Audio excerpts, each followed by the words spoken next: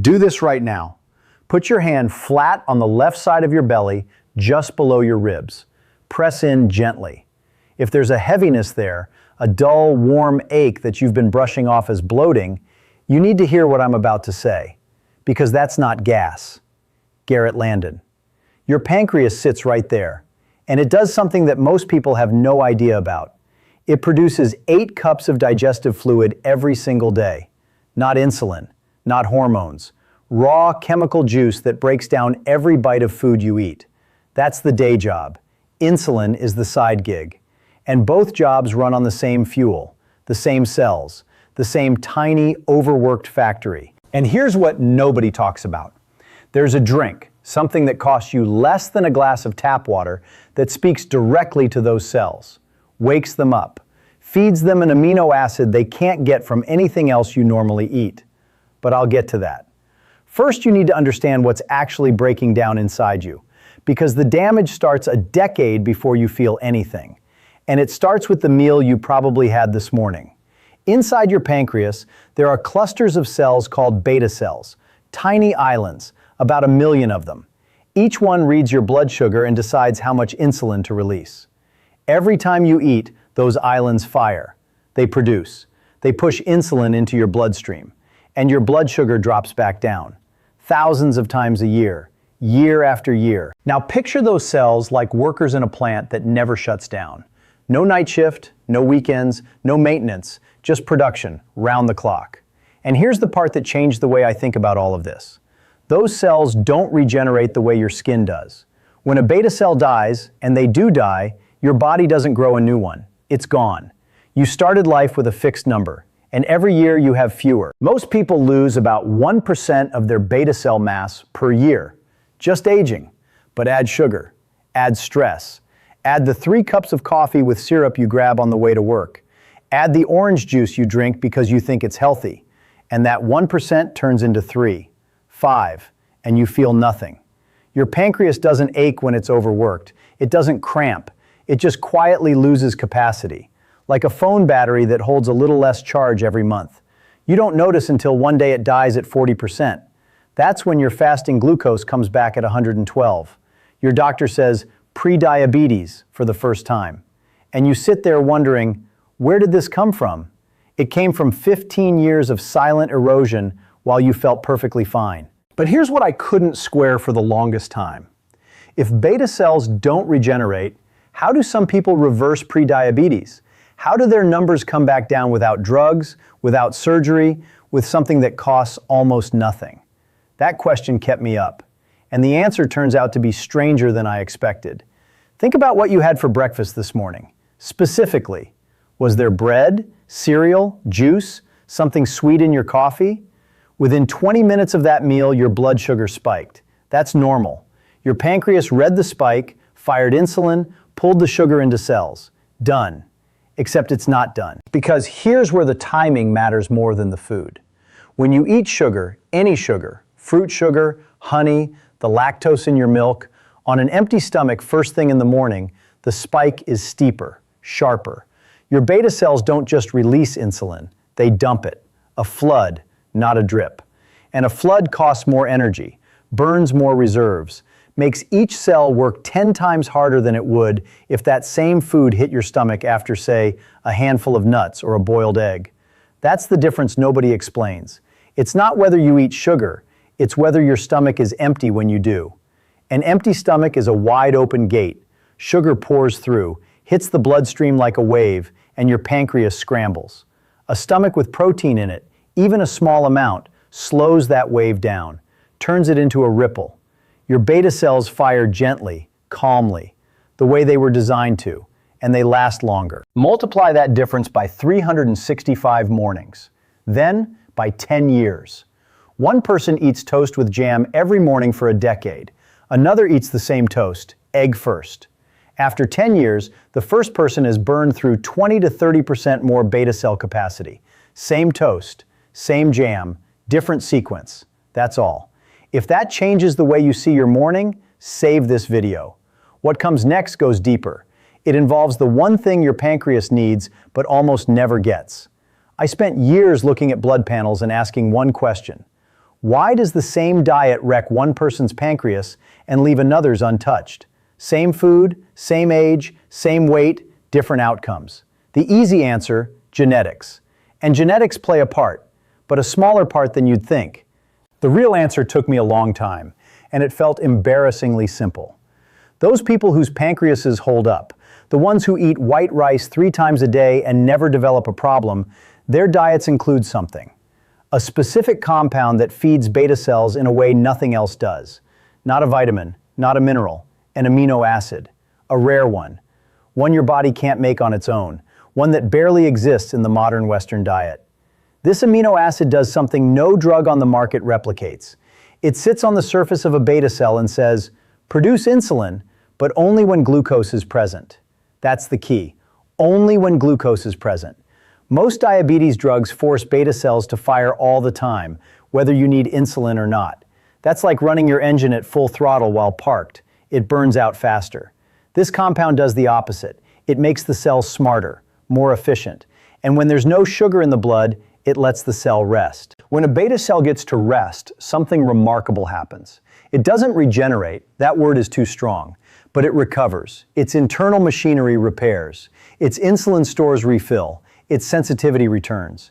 The cell isn't dead, it's exhausted. And when you take the boot off its neck, it gets back up. If you know someone with high blood sugar, or heading that way, send them this video right now, or leave a comment, because what comes next changes what you do tomorrow morning. That amino acid has a name, 4-hydroxyisoleucine, and it comes from exactly one cheap, widely available source, something that's been sitting in spice racks for 4,000 years while the modern world walked right past it. Fenugreek. Small, yellowish-brown seeds that smell a little like maple syrup. A bag costs less than $1. And inside those seeds, the highest natural concentration of 4-hydroxyisoleucine in the entire food supply. You don't eat them dry, you soak them. A tablespoon in a glass of room temperature water. Leave it overnight, 8 hours minimum. In the morning, the water turns slightly thick, slightly slippery. That's the galactomannan fiber dissolving, and with it, the 4-hydroxyisoleucine leaching into the liquid. You drink the water. The softened seeds you can eat or toss. The water is what matters. And now flip it. I know what you're thinking. Seeds in water? That sounds like folk medicine, something your grandmother swears by but that falls apart under a microscope. I had the same reaction. So I looked at the data, and the data shut me up. A large clinical trial, 12 weeks, over 100 participants with type 2 diabetes, measured fasting glucose before and after daily Fenugreek. The result?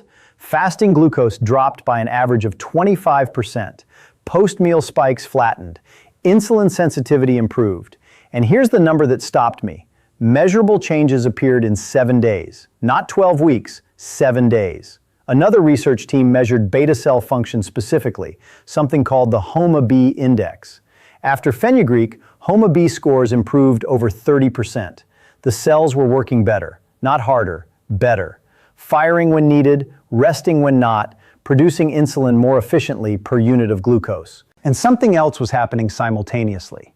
That galactomannan fiber coated the upper lining of the small intestine, a physical barrier, slowing sugar absorption, turning that tidal wave from breakfast into a gentle rise.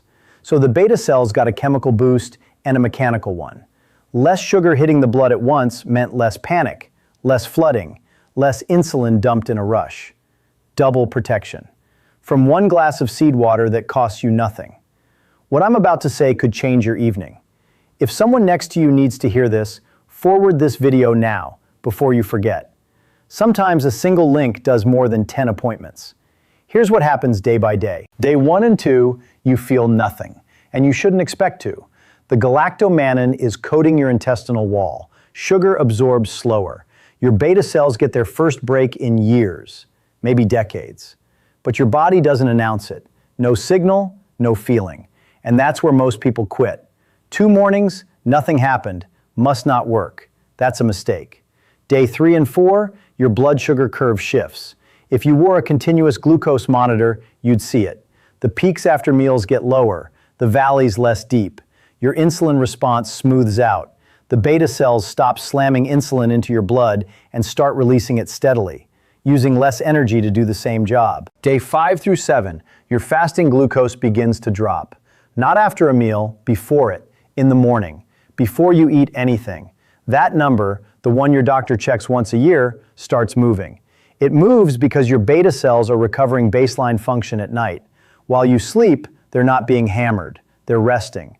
And with 4-hydroxyisoleucine in the system, they use that rest to refill their insulin stores. They're recharging. 7 days, not a cure, not a miracle. A measurable clinical shift in how your pancreas handles glucose. And it keeps going from there. Preparation matters.